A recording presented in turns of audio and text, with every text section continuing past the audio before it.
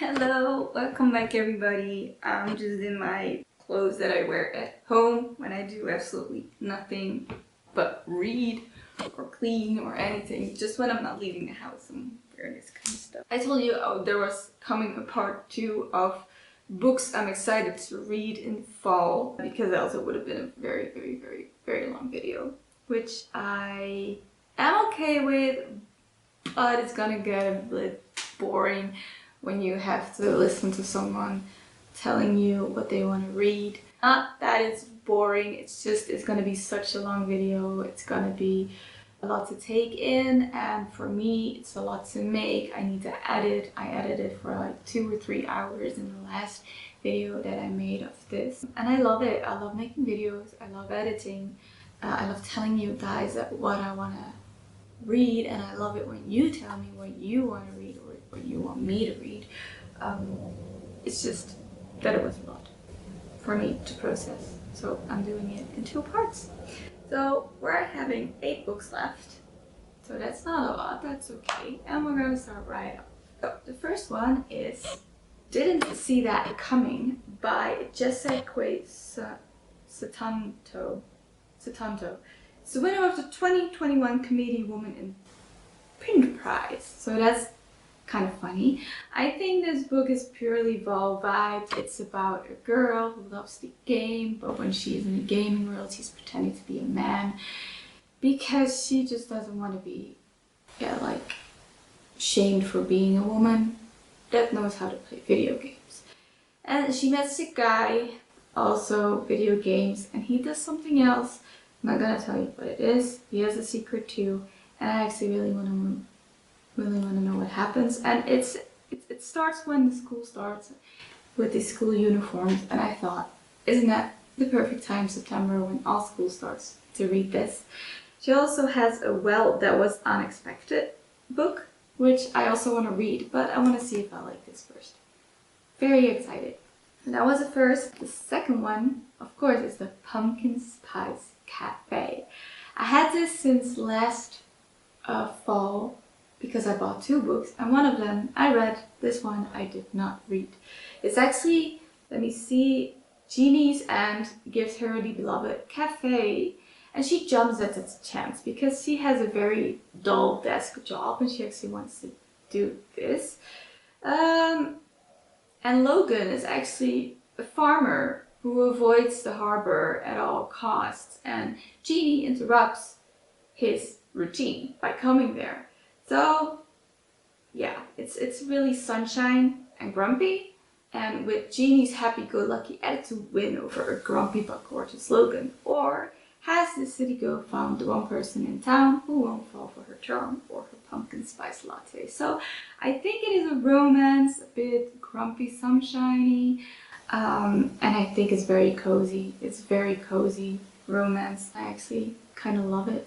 Look at that cute little cafe and all the fall themed stuff. I absolutely love it. Do you even have a cat?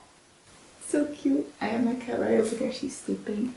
The third one, Apprentice to the Villain. It's the second book. The first one is Assistant to the Villain. I'll put it up on the screen so you can see. And it's actually about Evie and the villain. And she basically goes be his assistant because she needs the job to take care of her dad and her sister. And a lot of stuff happens. The villain has a plot where he wants to rattle the king and make fun of the king and all that stuff. Maybe just embarrassing him with all he can and just make sure he cannot carry out his plans or anything. And Evie helps him. It ended on a pretty big cliffhanger that I was like, I need to wait till August till this book comes out. And then when it came out, I still needed to order it because my bookstore said they didn't have it and they wouldn't come in. So I was like, no. So I did that. I ordered it. It says Villain Rules. I mean, that's amazing. And it has a little froggy with uh-oh. He's also in the first book. That's really good.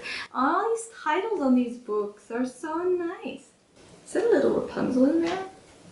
Evil's back looked busy and then the hair and the crown? I'm not sure. I'm actually really excited to see where this story goes. I know there's a third book coming. It's in 2025. I thought it was in February, so I might get that one as soon as I read this one. But first, I am holding myself accountable. I need to read this first before I get the third one. Fourth is Finale, or Final Finale, by Stephanie Garber. It's the last book of the Caraval series. I didn't read the second book. It was in the part 1 video that I'm gonna link down below at the end of this video, so you can click on it if you haven't seen it. And this, yeah, I can read until I read the second one, and I can't really tell you anything about it. It says twisty, terrifically fun, The Hunger Games meet The Night Circus, fantastic, magnificent, impressive, original, wondrous, and spellbinding. I haven't read The Night Circus, it was also in my last video. Yeah, it was also in my last video in part 1 that I also need to read, so I need to read those before I read this one. But I'm very excited. This is the third and final one of the Caraval series, and I'm actually happy I have all 3 of them so I can actually read them back to back, just in one go. So we're halfway through. I have Study in Drowning. I love that it has this glossy inside. I absolutely love it. So that, A Study in Drowning by Ava Reid. I love this cover. Look how gorgeous this is. And it's actually about Effie Sayer.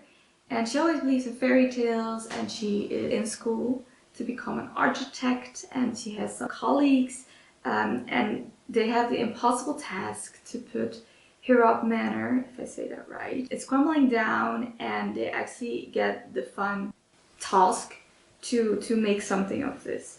Yes. But the 2 students investigate this reclusive author's legacy, piecing together clues through his letters, books, and diaries. They discovered the House Foundation isn't the only thing that can be trusted. There are dark forces, both mortal and magical, conspiring against them, and the truth may bring them both to ruin. So there's actually more to this house than what meets the eye. So that's it. I'm actually pretty intrigued to read this. I got this from my wish list from my brothers-in-law. They bought this for me on my birthday in February. So I'm actually very happy if I could read this before my next birthday. Then I have bought this, it's a long time coming, Dance of Thieves. I absolutely love that cover. It's so pretty. So Dance of Thieves, it's a brilliant fantasy with a bold and beating heart. That's what Stephanie Garber said. And hold on, no matter what you have to do, survive no matter who you have to kill. It's actually about an outlaw family that claims the first among the nations. The son is destined to lead and sully in power. 3 fair young women in Rattan, the Queen's premier guard.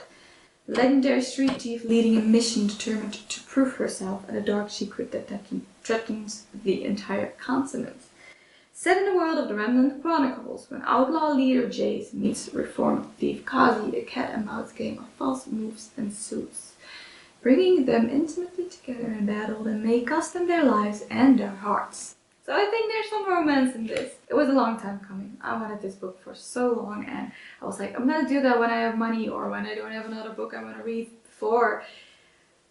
Stupid, I know. This one, gonna read. Hope I'm gonna read this fall because I think it gives really fall vibes. All of these give me fall vibes. Highly, highly, highly excited. Very much excited to read. This is the Shadow Year.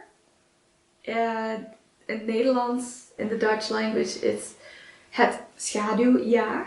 And nobody talks about it. It's forbidden. It's when young women get of a certain age, 16, they get banned for a whole year.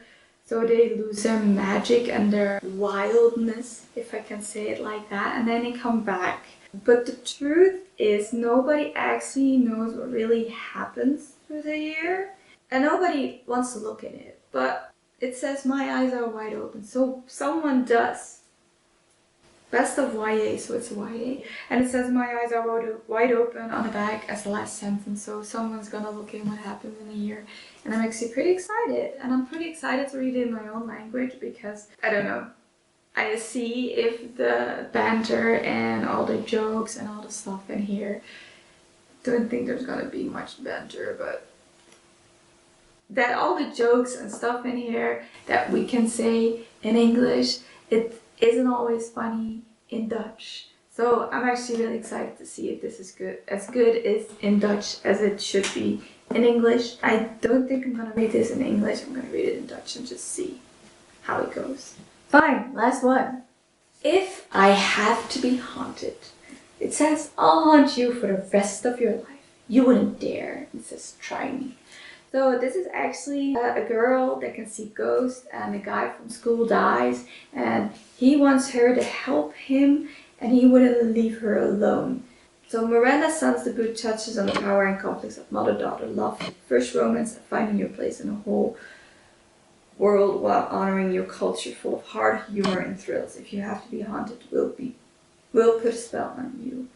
So let me read the synopsis. So Garish is trying to stay on top of all of her classes, excel at her extracurriculars, and prepare for college, which means not speaking to the dead.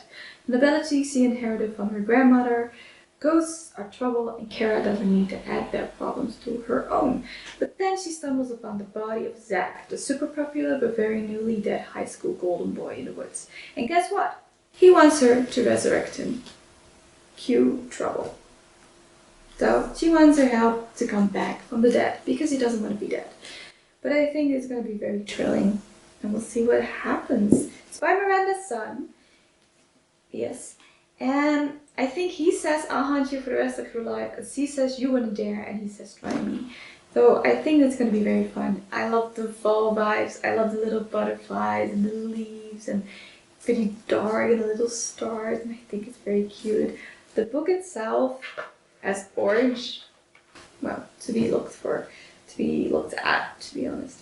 But if I have to be haunted, I'm going to give it a try. I think I'm going to really love this, like this. And so I'll see you in the next one. Thank you so much for watching. Hope you got a little inspired. You can do something with these books and you'll have some fun.